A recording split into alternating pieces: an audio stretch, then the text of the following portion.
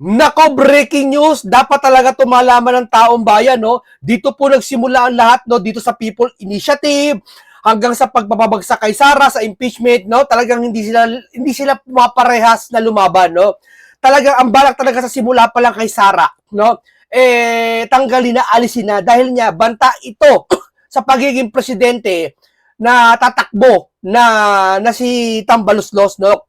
Na alam natin na nangangarap siya na maging presidente. Syempre, sino ba naman na, ikaw ba naman, pinsan mo naging presidente na si BBM? Ba't di mo ba para pangarapin na ikaw ay maging presidente, di ba? Lahat gagawin mo. Alam mo kasi pag nasa kapangyarihan ka, na naisip mo na sa simula, okay, ganito ka. Pero pag nakaupo ka na sa mataas na posisyon, hindi ka makakampante, mas nanaisip mo yung mas mataas pa. Siyempre, nakita mo yung taong bayan, yung boto sa kanila dati, di ba, sa BBM Sara Unity, di ba, naalala nyo? Talagang matunog, no? Ngayon, naniwala sila doon sa sarili nila na, ay, si Sara, alam mo kasi, ang nagpanalo sa kanila talaga, si Sara. Tumandem sila na Unity, kaya naging lumalakas ang boto ni BBM dahil kay Sara. Tapos yung lumakas na sila, alam nilang si Sara nanalo, mangangarap ka ngayon, tatakbo kang presidente, di ba? Ito po malalaman nyo, sa Mindanao po, si Martin daw di Umanok ay nagdalakad na para patakbuhin presidente at dito nagsimula yung tinatawag na People's Initiative, no? Para kay Sara pagpapabagsak at kay Martin ay gagawing presidente. Ito po, panoorin po natin itong inahayag ni Sara at ang buong baho nila binunyag. Nila ng ebidensya, matakin mo 3 taon na halos inuurot-urot nila ito hanggang makarating dito sa impeachment.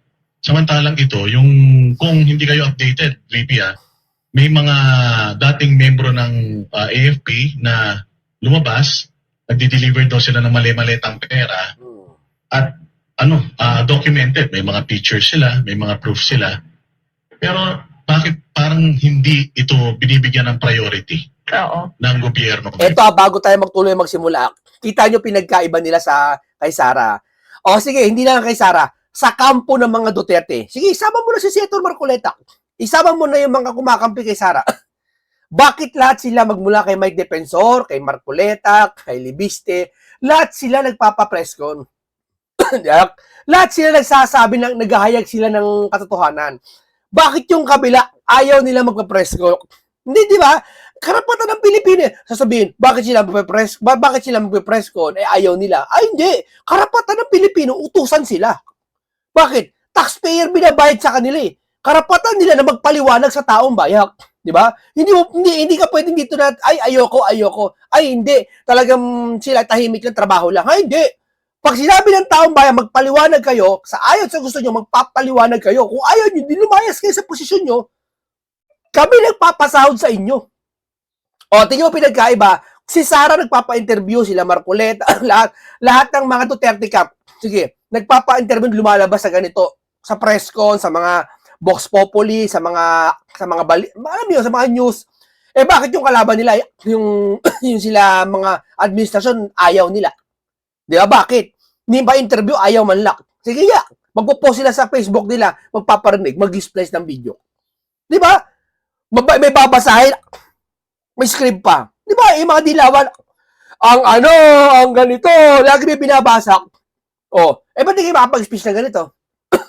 Tapos sabihin nyo, hindi totoo itong mga to. Napansin ko na natawa ko, yung 18 months daw duwag, 18 months daw hindi totoo. Meron ba naman hindi totoo naghamon ng investigasyon? Di ba? At yung hinamon, ayaw mag-imbestiga. At yung naghahamon, gusto mag-imbestiga sila.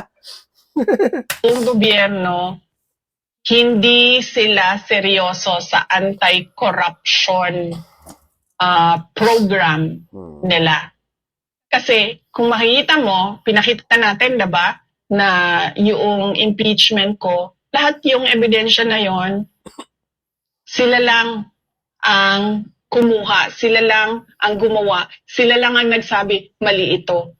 Pero pagdating dito sa kabila, sa mali-maletang pera, o tinawag nila na basura, walang in aid of legislation doon.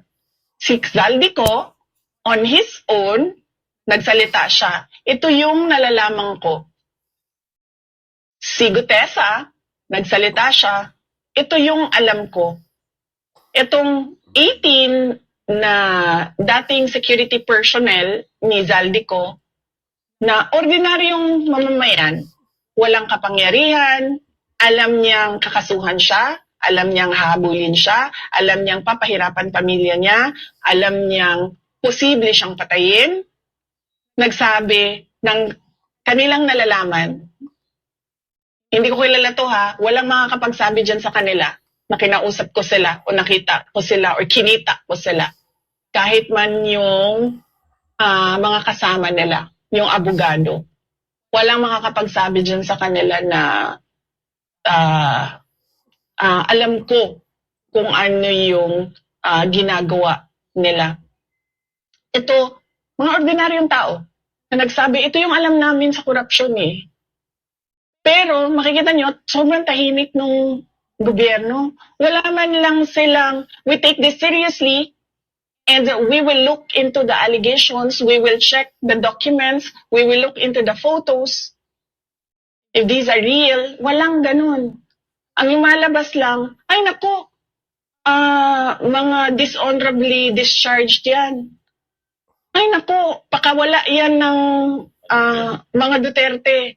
Ay naku, si Zaldico ba pakawala namin? Oh, yun yung sinasabi ko sa inyo. Si Zaldico kasama nila yun, diba? Oh. Siya yung Shiminet, diba? Sa kanya galing yun. Di ba, matagal ko na sinasabi sa inyo bago lumitaw si Sara, yung September pa sinasabi ko sa inyo na si Zaldico, pakawala ng mga Duterte. Imagine, kalaban ni Zaldico yan si Sara. Di ba? Talagang mortal na magkaaway talaga yan. Tapos sabi mo, pakawala ng Duterte. Ano ba na mautak yan? Dati hindi pakawala. Yung kinanta sila, pakawala na. Saka ito pa pinaka nakakayo ko siya sabi ng mga vloggers ng mga vloggers ng BBM. Nako, si Zaldico, kaya umamin yan kasi niya gusto na niya maabsuelto para hindi siya makulong. Kasi ano naman mga Duterte ngayon? Tingnan muna. Bakit? Nasa kapangyarihan ba ang mga Duterte? Kahit ano yan, kaya doon nagpapalakas si Saldi, umami para doon di makulong. Bakit? May kakayahan ba ang mga Duterte hindi makulong si Saldi? Kayo nasa posisyon, nakakalimot kayo. Pero ba? Kayo nasa posisyon eh.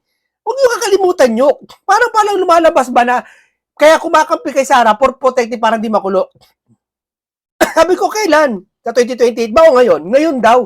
Eh ngayon wala kang kapangyarihan si Sara. Ano ba kayo? Sabihin ko sa inyo, masyado siya napaparanoid. Di ba? Akala nila, ano sila, kumbaga, hindi na nila malaman gagawin nila. Lalo pa papalapit ng 2028. Hindi nila napaparanoid na nga. Shiminet. Kay Zaldi galing yun. Against me. Pakawala ba namin yan? Si Gutesa, wala man nakakilala dun sa kanya.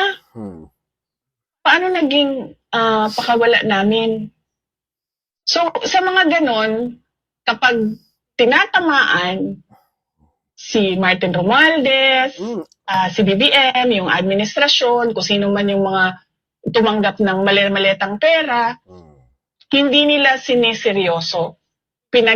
Iniisang tabi nila, sineset aside nila na para bang baliwala. Ang ginagawa nila, inaatake nila yung notaryo, inaatake nila yung kung sino yung tao, hindi man lang nila binabanggit yung sinabi ng tao.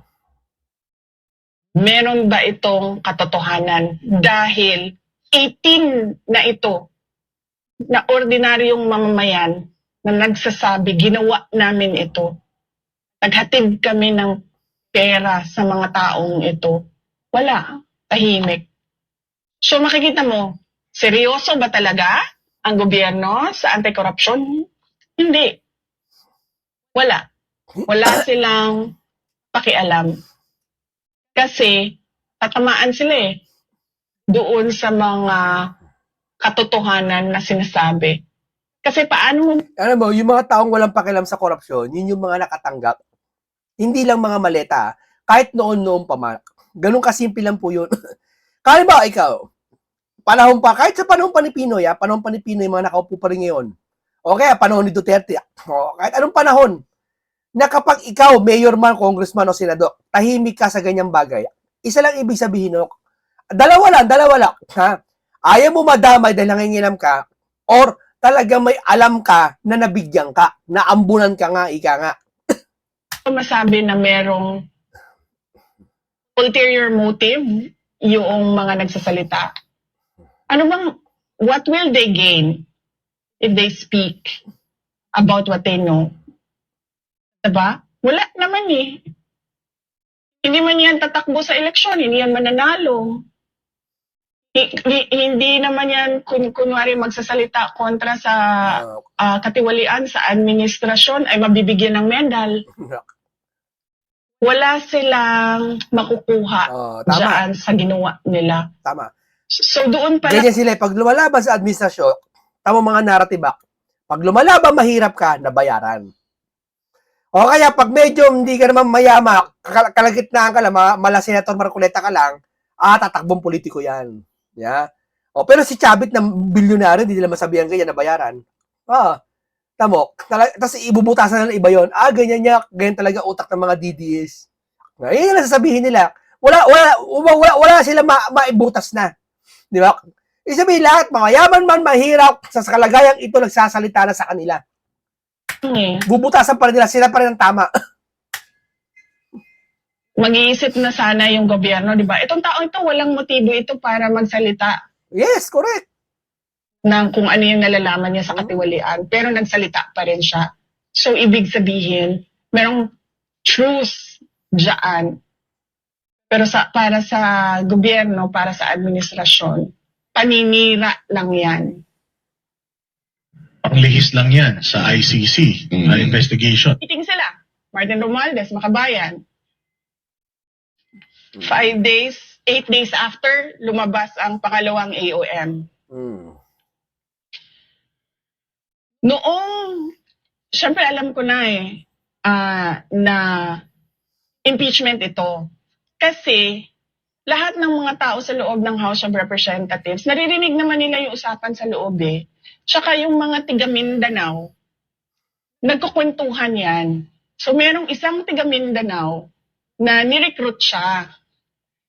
Sabi sa kanya, uy, dito tayo, Martin Romualdez for President. Tapos, sabi nung kinausap, sabi niya, kasi yung kumausap sa kanya, isang congressman din na tiga Mindanao. Sabi niya, paano si Sara? Si Sara yung kandidato. Tapos sabi niya, wala na yan si Sara. Sabi niya, i-impeach nila yan. Tignan mo. Tignan mo yung plano nila. Wala pa to hindi pa to nakalagay sa education time na to Bago-bago pa lang to, kakaupo pa lang nila, ganyan na umaasal sila. Na alam na nila, planado na si Sara na mai-impeach. Isipin mo, imagine na. Ibig sabihin, ito mga nangyayari, mga lumalabas yan na Sara Lustay Cuno, Piatos Mary Grace, confidential pass, hindi nila naintindihan yun, planado lahat yan. Planado lahat yan para si Sara ma-impeach. Yan ang narrative nila. Kasi takot sila makaupo tong taong na to Takot sila. Igalang ang babae. Igalang natin ang babae. Di ba? Yung mga kay Topacio ngayon, nababastos yung mga babae. Igalang natin. Okay, mali si Topacio doon. Sige, nababastos yung babae. Pati si Suntay. Di ba? Si Bong Suntay. Bastos si Bong Suntay doon kasi nabanggit si Ann. Doon sa ano nila. Pero kay Sara, ba't yung binabas? Si Sara, hindi nyo tinatanggap na babae? Binabastos rin to. Harap-harapan, no? Diba? Ng mga dilawa. So doon ko unang na-confirm. Itong ginagawa lahat, makikita mo sa pronouncements ng Makabayan, impeachment. Sa kanila nang galing una yun. Tapos confirm ko sa recruitment nila sa Martin Romualdez for President doon sa Mindanao. Anong year to? 2023. So, isang taon pa lang after yung manalo. Kasi kung makita nyo sa mga sumusunod na budget, nandun yung AKAP, AIX, tupad na pinamimigay nila sa bagong Pilipinas caravan nila. Kasi iniisip siguro nila, yun yung paraan kung ito yung vehicle, kumbaga, sasakyan niya papunta sa presidency. Yung pamimigay ng pera. Bago-bago pa lang si Sara nakaupo, isang taon pa lang yata after nakaplano na lahat sa Mindanao. Kasi sa Mindanao, ba't nila nilalakad? Kasi sa Mindanao, zero's votes sila dyan Hindi naman si zero. Ibig sabihin, konti lang boto sila sa Mindanao, kaya doon nila nilalakad yan. Yeah. Kaya nga nagkaroon yata ng mga People's Initiative yata, di ba? Babaguhin yung constitution natin. Talagang pinipilit nila maging, pagdating kay President Marcos, gusto ba continue sa pinsan o sa ano pang, talagang continuity yung pagiging kapangyarihan ng mga Marcos. Kung saan-saan. Continue sa kapangyarihan ng Marcos, kung si Marcos Sr., ako pabor ako. Kung siya si Marcos Sr., hindi ang layo eh. Ang layo sa tatay niya eh. Kung gano'ng kagaling tatay ni Marcos, ni Junior, ganong kaano si Marcos. Di ba? Ang hina sobra.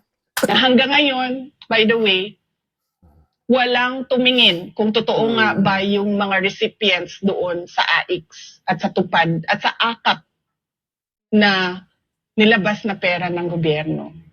So parang sinasabi niyo po pala yung nauna yung idea na impeachment bago maghanap tayo ng ebidensya. Yes.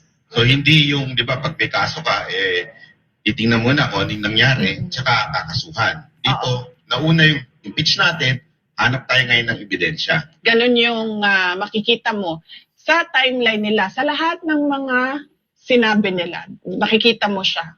Nilatag kasi namin lahat eh. Paano ba ito nagsimula? Saan ba ito nagsimula? So, makikita mo doon, lalong-lalo na sa word na still premature. Pero itong People's Initiative na lumutang din noon sa kakambal nitong pagbibigay nila ng mga ayuda. Oo, kasi kung maalala ninyo, nasa kabinete pa ako noon. Ito at sige, tuloy natin sa People's Initiative. May kukwento ako sa inyo, karanasan ko yan. So, ang gusto talaga nila is Martin Romualdez for president. Tama. Para susunod siya kay BBM. Nasa kabinete pa ako noon. So, hindi nila ako maatake ng diretsahan. Ang ginawa nila, nag-People's Initiative sila. Kasi ito daw yung charter change na sinasabi. Ang gusto nila doon, baguhin ang botohan.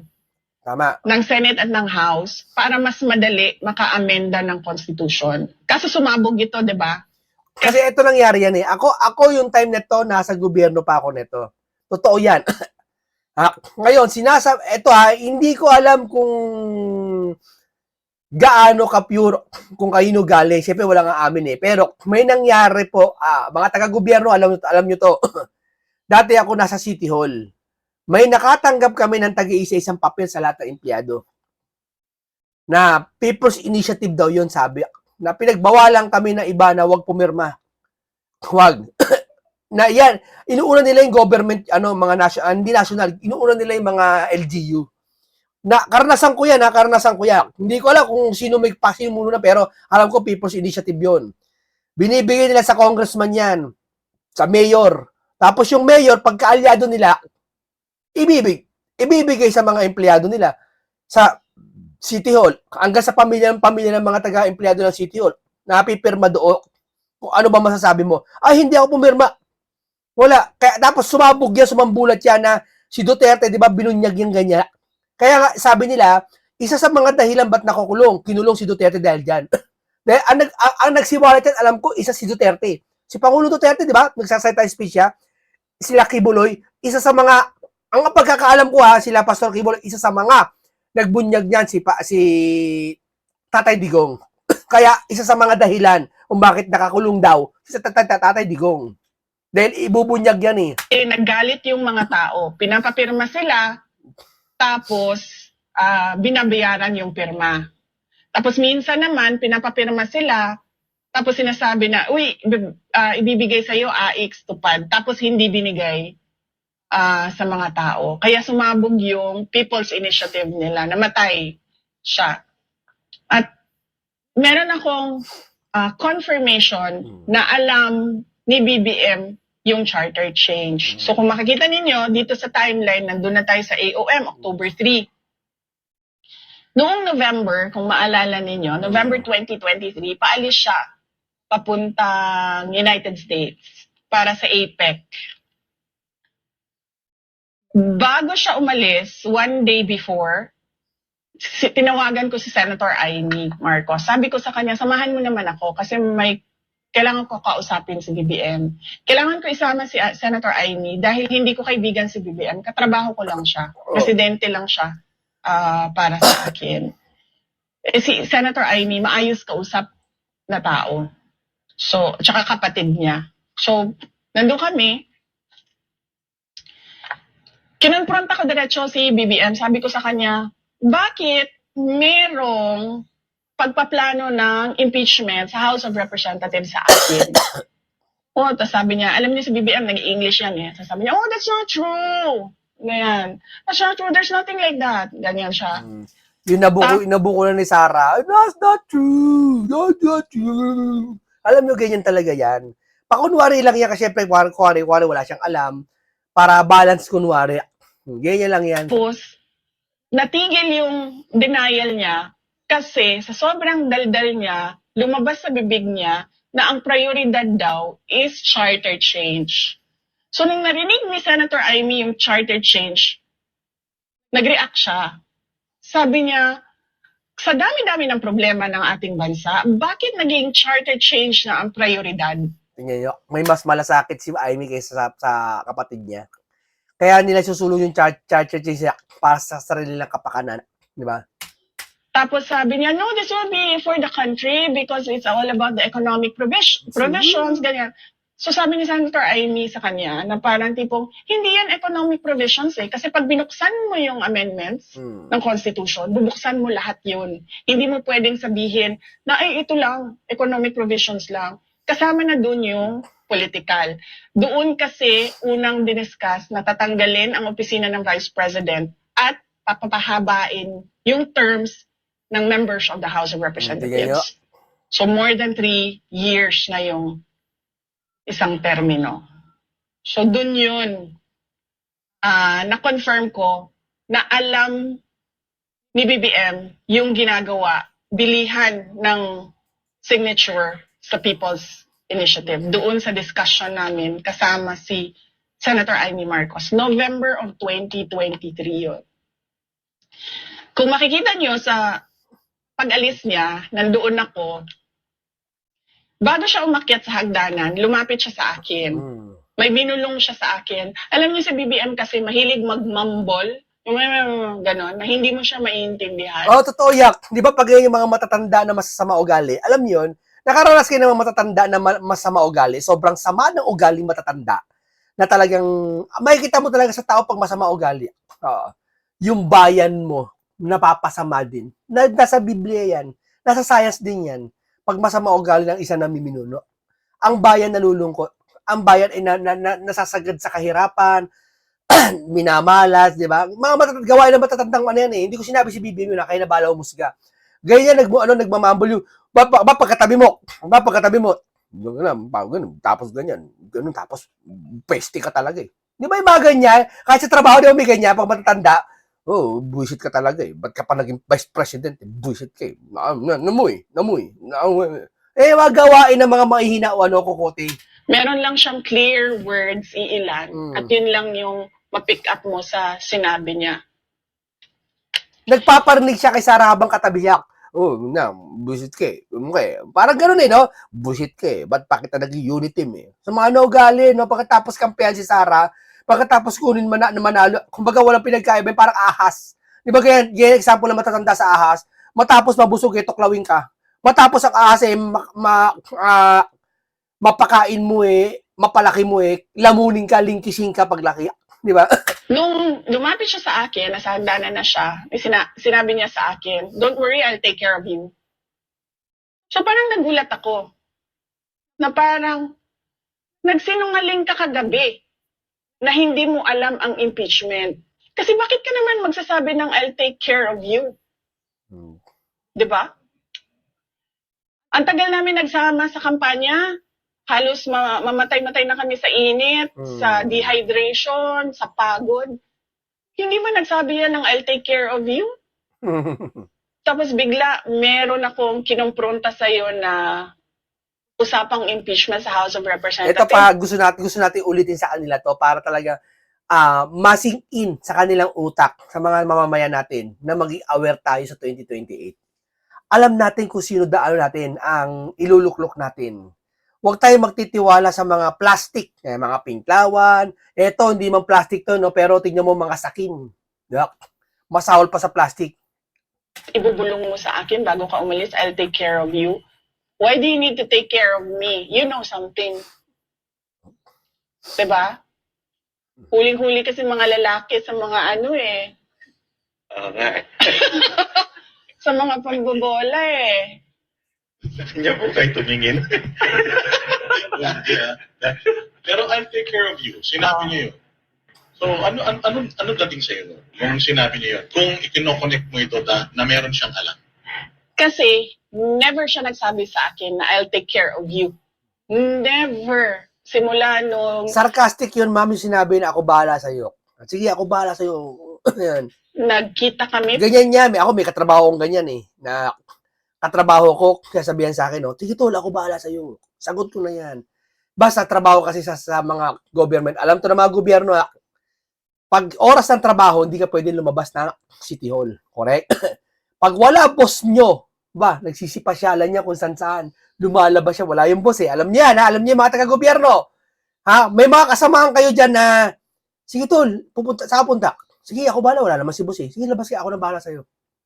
Yung pala, yung tao na sasabi sa'yo na ako bahala sa'yo, yun yung magsusumbong sa boss mo. Boss, pag ikaw wala boss, nalabas si ganito. Lumalabas siya, boss. Boss, napunta kung saan boss, hindi tatrabaho. Nauwi sa bahay, may ginagawa dun. Alam mo yun, ganyan yung mga ahas sa trabaho. Ganyan yan. Kaya ito, tingin ko ganun ang ginagawa. I'll take up, ako bahala sa'yo. pinakaunang pagkikita namin,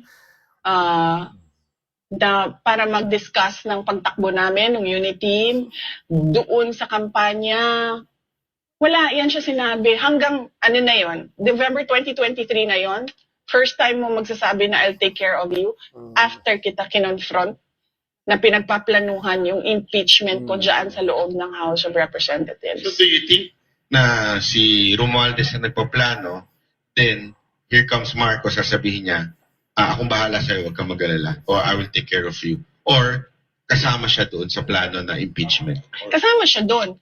Kasi, bakit mo naman i-deny tapos sasabihin mo, I'll take care of you? Hindi niya siguro kasi naisip na mahuhuli yung pagsisinungaling niya by his words the next day. I'll take care of you. Don't worry. I'll take care of you. Why should I be worried? Diba? Kunwari lang yung, wala kang sample sa katrabaho mo, ako bahala sa'yo, sige na, ako na bahala. Diba? Minsan yung mga katrabaho mo, di ba ganon, na pag nahuli ka, hindi, sige ako bahala, huwag nyo kayo sumbong kay boss ha, sige ako bahala, hindi namin susumbong kay boss. Pero pag nawala ka, susumbong ka niya kay boss, si Sip Yok, boss, ganito, ganyan. Ganyan yan. Ibig sabihin, yung worry na Traidor. nire-refer niya, yan yung binuksan ko na konfrontasyon. Bakit may impeachment? So, ang dating, parang dahil nabisto mo na, huwag ka mag-alala, relax ka lang. Parang ganun ba yung dating sa'yo? Oo. Akong bahala sa'yo. Diba? I'll take care of you. Akong bahala Linis pa nga na, para marilis ang pangalan niya. sa'yo. O siya nga Walang talaga- pinagkaiba yan sa flood control ngayon. Oo. Siya pinuno ng impeachment na yan, tapos sabi niya, huwag ka mag-alala ko bahala sa'yo. Nagmamalinis. Sa flood control, di ba nagmalinis din si Junior? Ay, may yan naman kayo! Di ba? Tapos yung nabalabas yung mga 18 maris, hindi nila inimbestigahan. Ayaw nila. Ligtas katawan na naman siya. bahala kasi siya naman direktor ng lahat ng mga bagay na ito. So, tutuloy ko yung timeline. Malayo pa tayo sa ilang pages pa ito. So, ayun. So, December. Di ba maalala nyo, December, tinanggal yung budget ng Office of the Vice President. Wala na kaming yung sabi ni Franz Castro, bakit 2.3 billion? Pagdating ng December, paglabas ng budget, approximately 700 million na lang yung OVP budget. Nalaman niya na nasa Davao ako. Pumunta siya sa Davao, sa BBM. Tapos, akala ko ang pag-uusapan namin ay yung pagtanggal ng budget ng OVP. Nung nakumakain na kami, wala sinasabi. puro walang kwentang usapan na hindi mo alam saan papunta yung biglang ang pag-uusapan, rice fields, sa susunod yung swahe na kinakain, na ganun, okay, sige. Parang ako, uuwi na tayo, sayang yung oras natin dito.